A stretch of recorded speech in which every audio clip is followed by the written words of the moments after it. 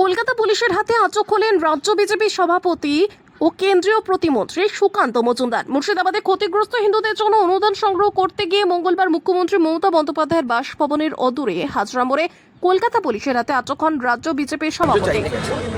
এটাকেও বলছে কলকাতা পুলিশ বা মমতা বন্দ্যোপাধ্যায়ের পুলিশ আনলফুল অ্যাক্টিভিটি, আনলফুল জমা। তাহলে কি হাজরা মোড় পলিটিক্যাল নো জোনে পরিণত হয়েছে? ওখানে যেহেতু একটা পরিবার থাকে, সেই জন্য কি হাজরা মোড়ে কোনো পলিটিক্যাল অ্যাক্টিভিটি কিচ্ছু করা যাবে না? মানুষের কাছে চাঁদা চাওয়াও যাবে না? মানুষের ইচ্ছে হলে দেবেন, না হলে দিতেন না, অসুবিধা কিছু নেই। কিন্তু এই যে যেভাবে আমাদেরকে টেনে ইঁচড়ে তুলে আনা হলো, আমাদের পার্টির বিভিন্ন নেতাদেরকে তুলে আনা হয়েছে, এমনকি সাধারণ মানুষ একজন যিনি বিক্ষোভ দেখাচ্ছিলেন না তাকেও তুলে আনা হয়েছে। কতদিন এইভাবে চালাবে? কতদিন এইভাবে মুঘল সাম্রাজ্য মমতা বন্দ্যোপাধ্যায় চলে আমরা দেখতে চাই। এই মুঘল সাম্রাজ্যের মতো শাসন ব্যবস্থা মমতা বন্দ্যোপাধ্যায় চালু করেছে, যেখানে হিন্দুদের হয়ে চাঁদা চাওয়া অপরাধ, হিন্দুদের কথা বলা অপরাধ, হিন্দুদের মন্দির বানানো অপরাধ, সমস্ত কিছু মমতা বন্দ্যোপাধ্যায়ের জন্য এখন হচ্ছে। এবং মমতা বন্দ্যোপাধ্যায়ের জন্য এই চাকরিহারারা ওখানে বসে, মমতা বন্দ্যোপাধ্যায়ের জন্য মুর্শিদাবাদের হিন্দুরা ঘর ছাড়া। মমতা বন্দ্যোপাধ্যায় একমাত্র দায়ী, আর উনি বুদ্ধদেব ভট্টাচার্য যে প্রকল্প শুরু করেছিলেন তার শিলান্যাস করে যাচ্ছে।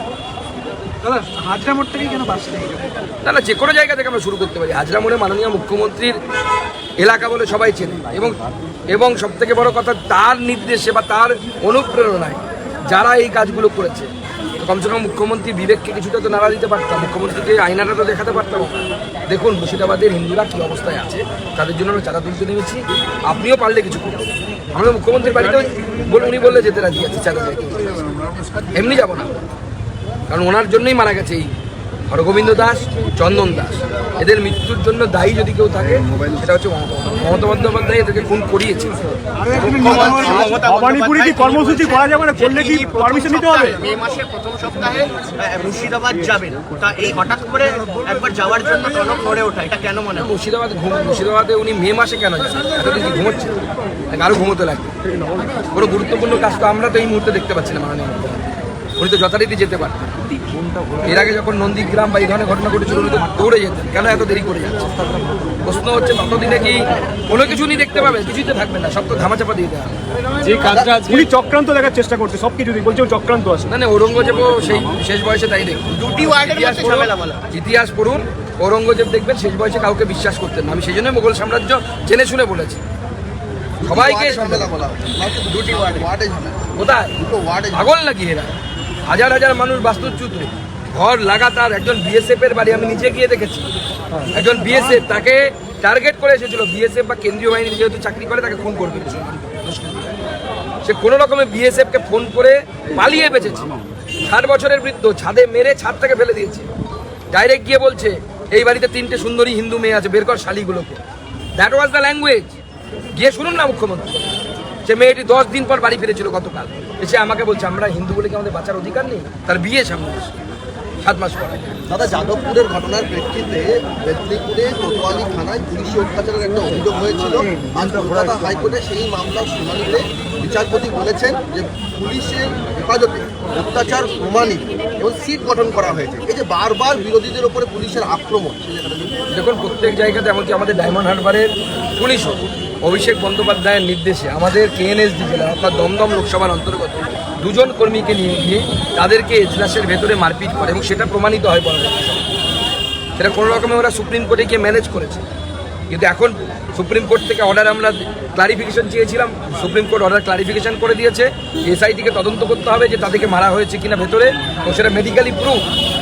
এরা পুলিশকে রাজনৈতিক হাতিয়ার হিসেবে ব্যবহার করছে। আরে বাপের বেটা যদি হও রাস্তায় নেমে লড়ো, রাজনৈতিকভাবে লড়ো, দেখি কত দম। আমি 35 ডিগ্রিতে 5 ঘন্টা কালকে কাটিয়ে এলাম মুর্শিদাবাদে।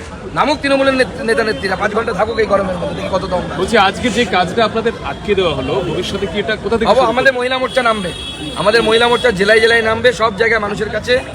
মুর্শিদাবাদের নিপীড়িত মানুষের জন্য এই বক্স নিয়ে যাবে, এই বক্স নিয়ে গিয়ে চাঁদা তুলবে। এবং বাংলার মানুষের কাছে আমার সমিদয় নিবেদন যে আপনারা যতটা সামর্থ্য ভারতীয় জনতা পার্টির মহিলা মোর্চা এবং ভারতীয় জনতা পার্টির কর্মীদেরকে সাহায্য করুন। তারা এই সাহায্য পায়ে পায়ে হিসাব করে মুর্শিদাবাদের দুর্গতদের কাছে পৌঁছে। গরমে রাস্তায় কেন টেন্টেড আনটেন্টেড আপনাদের দেখে লাভ নেই, আপনারা মাইনে নিন, স্কুলে যান। দেখুন মাননীয় মুখ্যমন্ত্রী এর আগেও ললিপপ দিয়েছেন, এবার আবার ললিপপ দেওয়ার চেষ্টা করছেন। সুপ্রিম কোর্টের রায়ে স্পষ্ট বলা আছে সবাইকে পরীক্ষা দিতে হবে। পরীক্ষা দিতে কেন হচ্ছে? কারণ মুখ্যমন্ত্রী টেন্টেড এবং নন টেন্টেড এদেরকে আলাদা করছেন। পরীক্ষা দিলেই শিক্ষকদের মধ্যে কতজন চান্স পাবে? সম্ভব নাকি? তারা কবে থেকে পড়াশোনা ছেড়ে দিয়েছে।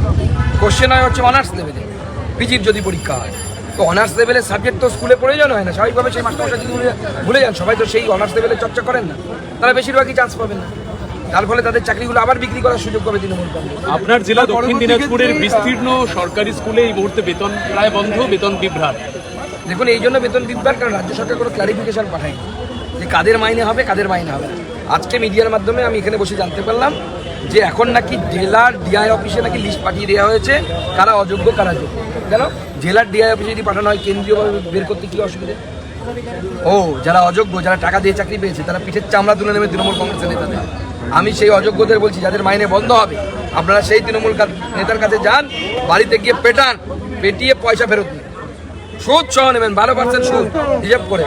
আপনার লাইফ শেষ করেছে, 12টাকে 15 করে দিন, 3% আপনার লাইফ শেষ করার জন্য, 15% সুদ সহ টাকা ফেরত দিন। যেখানে একা যেতে সাহস পাচ্ছেন না, বিজেপি নেতাদেরকে ডাকুন, আমরা গিয়ে ব্যবস্থা করবো তাদের কাছে বেঁধে পেটানো। শিক্ষামন্ত্রী বলছেন যে মুখ্যমন্ত্রী বলছেন যে আমি কলকাতায় থাকলে 1 সেকেন্ডে সলভ করে দিতাম এসএসসি ভবনের যে কালকে চাকরিরা আছে, 1 সেকেন্ডে সলভ করে দিতাম। দেখুন, উনি কত দূরে আছে? উনি আছেন হচ্ছে মেদিনীপুরে। তো আপনি ঐকিক নিয়মে হিসেব করুন, কলকাতায় থাকলে 1 সেকেন্ড হয়, তাহলে মেদিনীপুর থেকে কত মিনিট লাগা উচিত? তো তার থেকে তো বেশি সময় চলে গেছে। মাননীয় মুখ্যমন্ত্রী মিথ্যে কথা বলা ছাড়া আর কিছু সমানে একের পর এক মিথ্যে কথা বলেছে। আজকেও মিথ্যে কথা বলেছে, আজকেও বলেছেন বহিরাগত হ্যান ত্যান, প্রত্যেকটা মিথ্যে কথা বলছেন, কোনো সত্যি কথা বলছেন না। এরকম প্যাথেটিক লায়ার ভারতবর্ষের আর কোনো মুখ্যমন্ত্রী হয় না। শিক্ষামন্ত্রী বলছেন যে কারা চাকরি দিতে চাইছে, কারা চাকরি দিতে চাইছে না, সেটা বোঝা যাচ্ছে। বলছে উত্তরপ্রদেশে 69,000, উড়িষ্যায় 10,000 চাকরি খেয়েছে, তাদের কথা শুনবেন না, আমাদের কথা শুনুন। দেখুন, চুরি করে চাকরি পেলে তাদের চাকরি যাবে, তৃণমূল কংগ্রেস চাকরি বিক্রি করেছে যাদেরকে, তাদের চাকরি যাবে। এটা ন্যাচারাল জাস্টিস, এটা ন্যাচারাল জাস্টিস। কিছুদিন আগে কলকাতা হাইকোর্ট বলেছে যে 10 বছর ধরে চাকরি করছেন বলে জিটিএর ক্ষেত্রে, জিটিএর টিচারদের ক্ষেত্রে, যে 8 পাসকে আমি শিক্ষক হিসেবে মান্যতা দেবো। সম্ভব এটা? যার যোগ্য নয়, ও গরিব মানুষের ছেলে মেয়েরা পড়ে বলে তাদের দাম নেই। বাত্যবাবুর পরিবারের ছেলে মেয়েরা তো বিদেশি স্কুলে, ইংলিশ মিডিয়াম স্কুলে পড়ে, প্রাইভেট স্কুলে পড়ে, সেখানে তো সাধারণ মানুষের ছেলে মেয়েরা যায় না। আর যেহেতু সাধারণ মানুষের ছেলেরা গ্রামের স্কুলে পড়ে, অতএব তাদের শিক্ষকের কোয়ালিটি রাখবে না, যেমন ইচ্ছা যাকে ইচ্ছে দিয়ে তাকে পড়ানো যেতে পারে। এই তো এদের মানসিকতা। গরিব মানুষের ছেলে মানে ছেলে নয়। আমরা তো সরকারি স্কুলে পড়ে মানুষ হয়েছি। শালবনী কি শিল্পের বারমুদা টাইম? শালবনীতে বুদ্ধদেব ভট্টাচার্যের আমল থেকে শুরু হয়েছে। আমাদের অমিত মালব্যজি পুরো হিস্ট্রি দিয়ে, টাইম লাইন দিয়ে টুইট করেছে, নিশ্চয়ই আপনারা দেখেছেন। 2011 সালের আগে কি হয়েছিল, 2006 থেকে টানা শুরু হয়েছে, পর পর পর পর পর পর আবার এই হয়েছিল। তো ভাওদালবাজি সবাই জানে।